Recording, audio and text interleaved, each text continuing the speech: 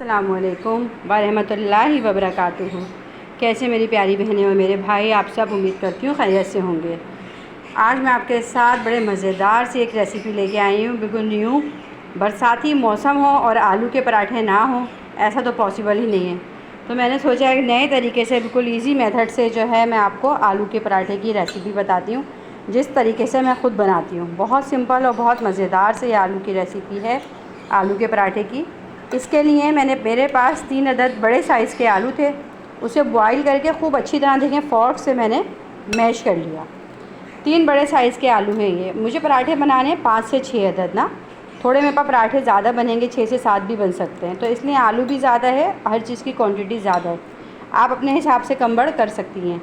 3 बड़े साइज़ के आलू थे, खूब अच्छी तरह बॉईल किया। बॉईल करने के बाद फ़ोर्क से इसको मैश कर लिया।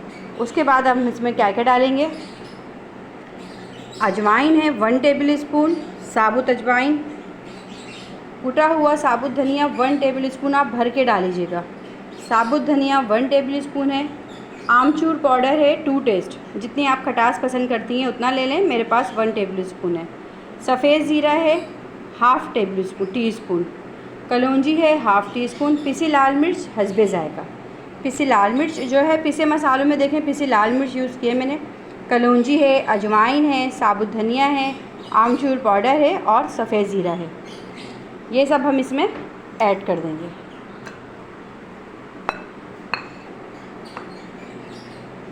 उसके बाद 2 अदद अंडे हैं, ये भी मैं इसमें ऐड कर दूँगी।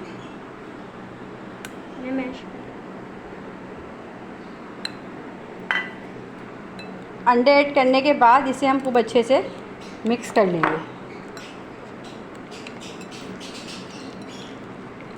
पकड़ो बाउल को टाइट करके, फिर चलाओ, ये फोर्क से करो मिक्स।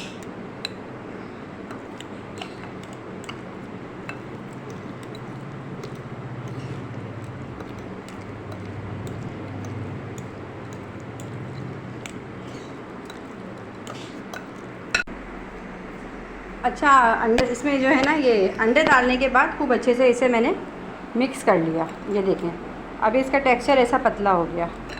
अब इसके अंदर हम आटा ऐड करेंगे,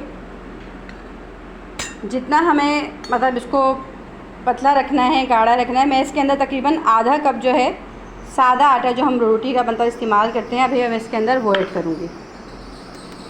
अब हम इसे खूब अच्छी तरह मिक्स कर लेंगे।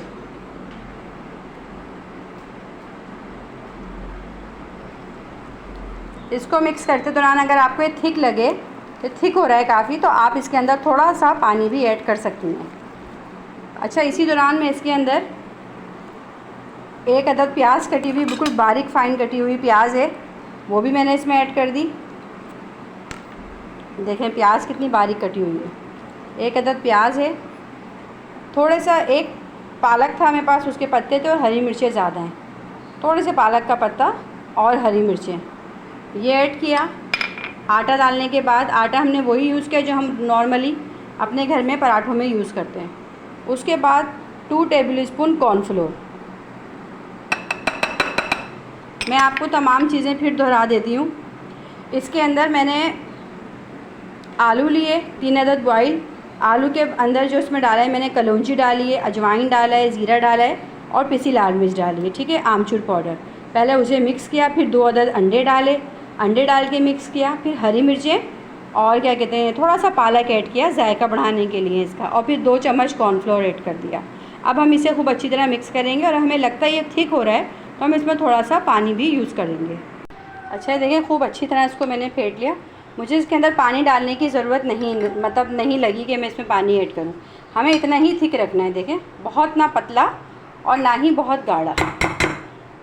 जिस तरह हम पकौड़ों का बनाते हैं ना, मतलब बेसन घोलते हैं, उसी तरह इसको हमने आलू को आटे में मैश किया है। अब देखें, कोई भी आप इस तरह का स्पून ले लें, ऐसा जो सालन का होता है, उसके अंदर हमने ये लिया इस तरह करके, और फ्राई पैन गरम कर लें, इसमें हल्का सा घी डालें और इस टेक्सचर को इसमें डाल दें।